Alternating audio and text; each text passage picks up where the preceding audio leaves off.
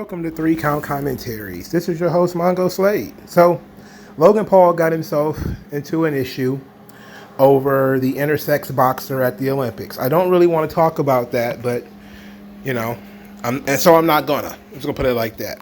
What I do want to talk about, however, has been the response that Logan Paul has gotten since this issue occurred. Now, here is one of the arguments I've seen.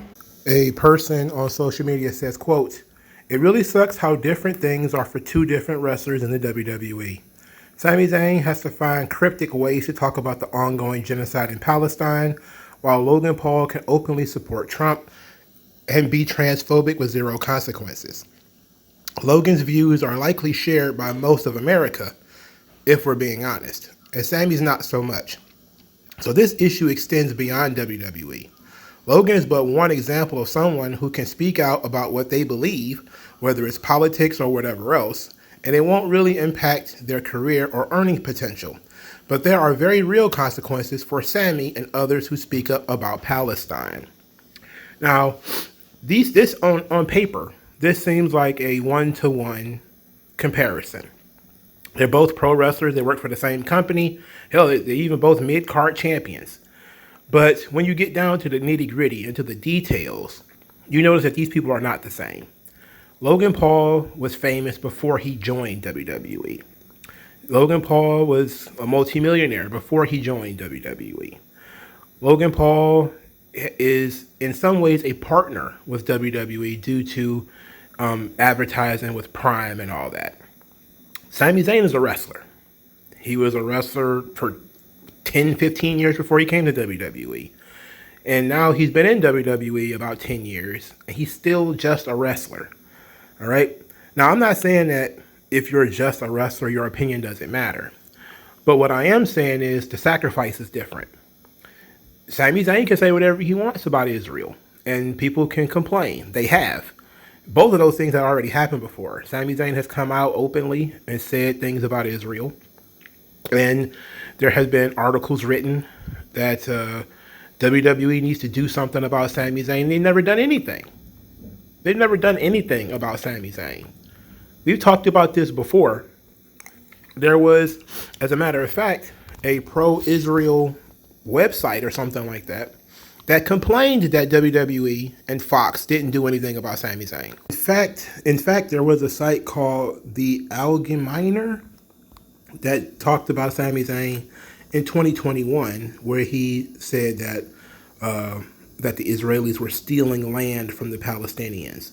He said, quote, "There is no viable moral defense for stealing people's homes based on their ethnicity. Hashtag Free Palestine. Hashtag Save Sheikh Jarrah." This guy, the writer of the article who is pro-Israel, goes through the why it's not stealing. But this is the part that really is important to us at this point in time. It says that Sabay, which is Sami Zayn's real name, has not responded to an attempt to reach out to him via his Twitter account. And his corporate employers seemingly have no issue with his behavior, as he continues to tweet anti-Israel lies on a regular basis. This was in 2021. There was another article written by IsraelHayom.com, says wrestling stars' likes of anti-Semitic posts cause firestorms, but no sanctions from WWE. This is about Sami Zayn's tweets about October 7th. And he basically just liked a couple of tweets, and people were complaining. So people are watching his Twitter account, and they're watching his Twitter activity. And WWE has not had any sort of reaction to Sami Zayn. In fact, the article says, actually lists sometimes Sami Zayn has mentioned Palestine or Israel or whatever. It says, in 2018, during the escalation at the border of the Gaza Strip, Zayn published on his account a photo of a young man holding a slingshot with the Palestinian flag behind him. 3 years later, Zayn tweeted, "There is no viable moral defense for stealing people's homes based on their ethnicity." Following several of his tweets on the Israel-Palestine issue, it was reported in the media that pro-Israel organizations contacted WWE with a request to address the issue. And the tweets were indeed removed.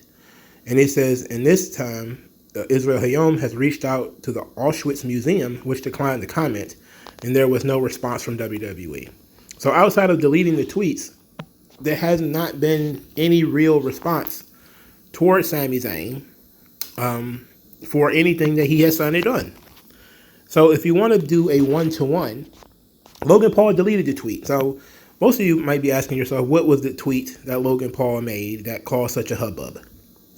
So Logan Paul tweeted out in relation to the Alger fighter who beat up the Italian lady, "This is the purest form of evil unfolding right before your eyes. A man was allowed to beat up a woman on a global stage, crushing her life's dream while fighting for her deceased father. This delusion must end." Now, you could argue that this is a transphobic comment because he made this comment under the belief that the intersex fighter was transitioning. Once he found out that the fighter was intersex, he says, "I might be guilty of spreading misinformation along with the entirety of this app. Although she's been previously disqualified for failing a gender test and has XY chromosomes, some sources say Imani Khalif was born a biological woman. I stand by my sentiment that biological men should not compete against biological women in any sport, and if you disagree, you're a sick fuck." It should go without saying, but it needs to be said. There are legitimate female fighters who saw this situation and freaked out. It's not just men who are the patriarchs and stepping in and trying to protect the little old women. It's also female fighters who have stepped up and said that they would not fight and would not participate in this sort of thing. Famously, Ronda Rousey, when Fallon Fox was at issue, Ronda Rousey refused, said she wouldn't participate. There is a female boxing champion named Ebony Bridges. She tweeted out that her disgust at, what she thought was transition, trans women fighting women and boxing. And she says it's fucking disgusting that the Olympic Committee will let these guys, girls who still look like men compete against women. And these biological women who want to compete in women's boxing must be sadists or something, because any man knows that they are much stronger than they are than females. And it's also why a man hitting a woman is so bad. The biological difference is real. What the fuck? Honestly, unbelievable, sick. Hashtag Olympics. Another famous boxing champion, Clarissa Shields, says, "I take a stand. Women should fight against women, men fight against men, and transgenders fight against transgenders. This is ridiculous, and I'm heartbroken for the women boxers at the Olympics." So it's almost like women who have engaged in physical combat with other women know the difference between engaging in physical combat with other women and engaging in physical combat with men. The biological difference is real. Now, that issue set aside, the one-to-one comparison to Sami Zayn and Logan Paul should be accepted this way. Logan Paul deleted his tweet. It was inflammatory.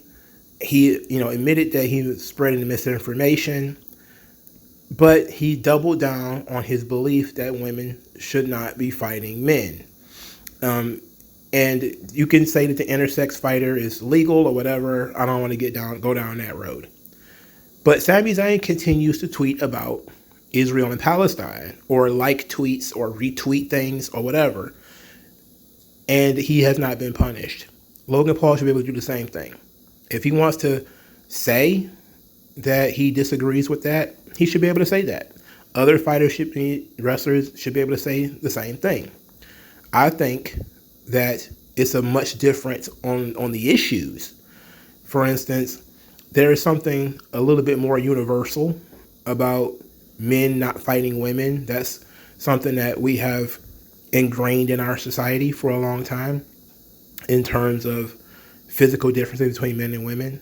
While there are still some questions about what's going on between the Israel and Palestine situation, it's a little bit more subjective. People keep using the word genocide, and some people are like, it's not a genocide or whatever. But ultimately, I'm for free speech. I think people should say whatever they want. I don't think either one of them is going to be punished. I don't think either one of them should be punished. The WWE should just say, Logan Paul's comments don't speak for us, and Sami Zayn's comments don't speak for us. We're not going to punish either one of them unless they call for violence or they actually, harm someone. Other than that, they're free to say whatever they want. And I think that should be the policy for everybody who works at a job, unless your job is to directly be in contact with some of these people. For instance, I don't think Logan Paul should be able to, use his position at Prime or as an advertiser to attack LGBT organizations or individuals. I don't think that Sami Zayn should use his position to attack Israelis or Jews. But if he just has an opinion on the subject, a subject in which he has a personal stake in as a Muslim, how is that any different from like Paul Heyman, who has a personal stake in some things because he's a Jew, because he's Jewish? Same thing with MJF. We've been down this road 100 times. People should have the right to say whatever they want. I think talent should be judicious in what they tweet, but I don't think they should be punished. But overall, there has been no punishment towards Sami Zayn. Not that we know. Not that Sami Zayn has said, and not that anybody else has said. It's just been Sami Zayn is choosing to be a little bit more judicious with what he tweets, and Logan Paul should do the same. Like, share, subscribe. Talk to you guys later.